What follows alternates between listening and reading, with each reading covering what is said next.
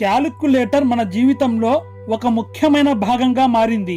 ఈ రోజు క్యాలిక్యులేటర్ మన క్యాలిక్యులేషన్స్ ని చాలా సులభం చేసింది. స్టూడెంట్స్ పెద్ద క్యాలిక్యులేషన్స్ ని కూడా ఈ క్యాలిక్యులేటర్ తో ఈజీగా చేసేస్తున్నారు. అంతేకాకుండా దుకాణదారులు, ఇంట్లో ఉండే మహిళలు కూడా డబ్బుకు సంబంధించిన లావాదేవీలను సులభంగా లెక్కిస్తున్నారు.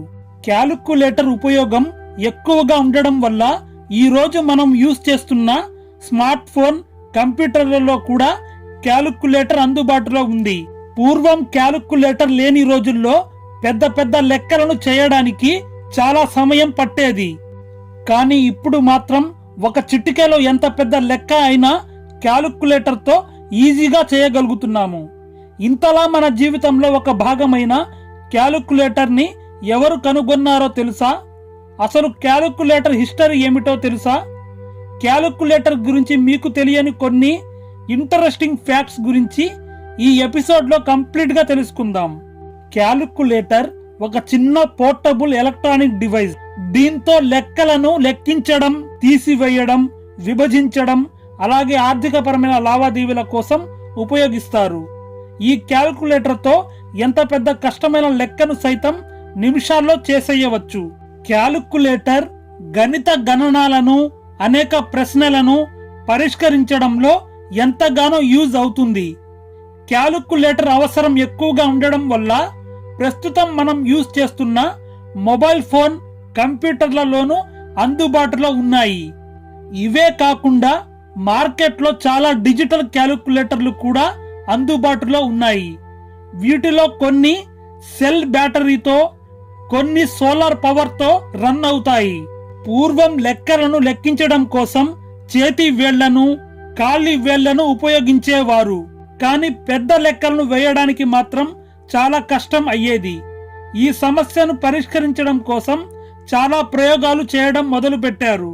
ఎన్నో ప్రయోగాల తర్వాత 17B మెకానికల్ క్యాలిక్యులేటర్ ని కనుగొన్నారు. మొట్టమొదటిసారిగా మెకానికల్ క్యాలిక్యులేటర్ ని విల్హెల్మ్ షికార్డ్ అనే శాస్త్రవేత్త 1623లో కనుగొన్నారు. దీనికి బ్లేజ్ బాస్కెల్ అని పేరు పెట్టారు. కాలక్రమేణా క్యాలిక్యులేటర్ లో చాలా మార్పులు వచ్చాయి. 19th సెంచరీలోకి వచ్చేసరికి పరిశ్రమలు వేగంగా అభివృద్ధి చెందడం మొదలయ్యింది. ప్రజల అవసరాన్ని దృష్టిలో పెట్టుకుని క్యాలిక్యులేటర్ లో సరికొత్త మార్పులు వచ్చాయి. యుఎస్ కి చెందిన జేమ్స్ ఎల్ డాల్టన్ అనే శాస్త్రవేత్త డాల్టన్ ఎడ్జింగ్ మిషన్ ని కనుగొన్నారు. 1948లో కట్ క్యాలిక్యులేటర్ ని తీసుకొచ్చారు. అప్పట్లో ఈ క్యాలిక్యులేటర్ చాలా ఖరీదైంది. 1960లో స్మాల్ సైజ్ ఎలక్ట్రానిక్ క్యాలిక్యులేటర్లను తీసుకొచ్చారు. 1970కి వచ్చేసరికి జపనీస్ కంపెనీ బూసికామ్, ఇంటెల్ సంయుక్తంగా కలిసి మోడర్న్ క్యాలిక్యులేటర్ ని సృష్టించారు.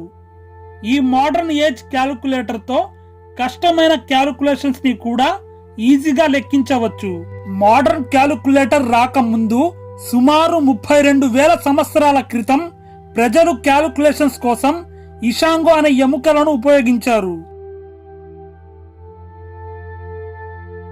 Calculating clock. దీనిని 1623లో విల్హెల్మ్ షికార్డ్ తయారు చేశారు. ఇది మొట్టమొదటి multiplying calculator. Slide rule. 16th సెంచరీలో గణిత శాస్త్రవేత్త జాన్ నెఫియర్ గణిత ప్రశ్నలను పరిష్కరించడానికి ఆల్గారిథం ని కనుగొన్నారు. స్టెప్పిడ్ రీకోనర్. ఈ క్యాలిక్యులేటర్ ప్రపంచంలో మొట్టమొదటి ఆధునిక క్యాలిక్యులేటర్. దీనిని గాట్ఫ్రైడ్ వ్యాన్ లీబ్నిజ్ శాస్త్రవేత్త కనుగొన్నారు. ఈ డివైస్ తో ఎకనామికల్ మల్టిప్లికేషన్స్ చాలా సులభం చేశారు. అరిథమ్ మీటర్. 1820లో థామస్ డే అనే శాస్త్రవేత్త ప్రపంచంలోనే మోస్ట్ సక్సెస్ఫుల్ క్యాలిక్యులేటర్ ని సృష్టించారు.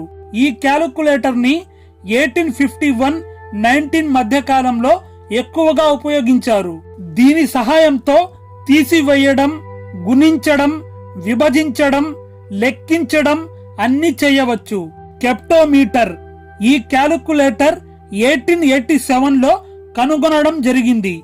ఈ క్యాలిక్యులేటర్ కి ఒక ప్రత్యేకత ఉంది. ఇందులో క్యాలిక్యులేషన్స్ వేసిన తర్వాత ప్రింట్ కూడా తీసుకోవచ్చు. అనలిటికల్ ఇంజన్, ఇది ప్రోగ్రామింగ్ మీద పనిచేస్తుంది. ఈ మిషన్ ప్రపంచంలో మొదటి ప్రోగ్రామింగ్ డివైస్. మిలియనియర్ లియోన్ బోలీ అనే శాస్త్రవేత్త 1893లో ఈ క్యాలిక్యులేటర్ ని కనుగొన్నారు. దీని సహాయంతో ఏ సంఖ్యనైనా నిమిషాల్లో లెక్కించవచ్చు. ఈ విధంగా చాలా ప్రయోగాల తర్వాత ప్రస్తుతం మనం మోడర్న్ క్యాలిక్యులేటర్ ని యూజ్ చేస్తున్నాము. ఈ క్యాలిక్యులేటర్ వచ్చిన తర్వాత మన క్యాలిక్యులేషన్స్ ని సెకండ్స్ లో చేయగలుగుతున్నాం. మనం అవసరానికి మించి ఎక్కువగా క్యాలిక్యులేటర్ ని ఉపయోగించకూడదు. అలాగే తేలికపాటి లెక్క కోసం ఉపయోగించకూడదు. అలా చేయడం వల్ల మనం క్యాలిక్యులేటర్ కి అలవాటు అయిపోతాం. చివరికి చిన్న లెక్కను చేయడంలో కూడా చాలా ఇబ్బంది వస్తుంది. వీలైనంత వరకు బ్రెయిన్ నే ఎక్కువగా యూజ్ చేయండి. వీడియో నచ్చితే లైక్, షేర్ చేయండి. అలాగే కామెంట్ ద్వారా మీ అభిప్రాయాలను తెలియజేయండి. ఇలాంటి ఇంట్రెస్టింగ్ వీడియోస్ కోసం ఛానల్ ని సబ్స్క్రైబ్ చేసుకోండి. వీడియో పెట్టగానే నోటిఫికేషన్ రావాలి అంటే సబ్స్క్రైబ్ చేసుకున్న తర్వాత పక్కనే బెల్ ఐకాన్ ని కూడా యాక్టివేట్ చేసుకోండి. Thank you.